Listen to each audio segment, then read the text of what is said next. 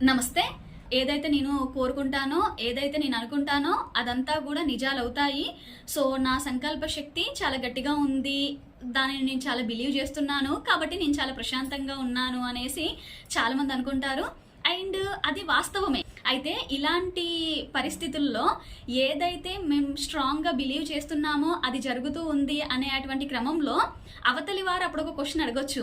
మరి ఏదైతే అలా జరుగుతూ ఉన్నప్పుడు అధిక మొత్తంలో కావలసిన కోరికలన్నింటినీ కూడా స్ట్రాంగ్‌గా పెట్టుకోవచ్చు కదా! అలాంటప్పుడు అన్నీ జరుగుతాయి కదా! అనేసి అనుకుంటారండి.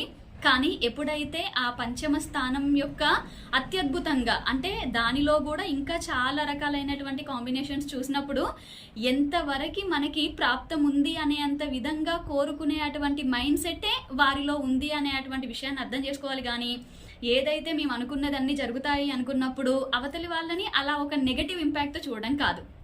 ఓకే.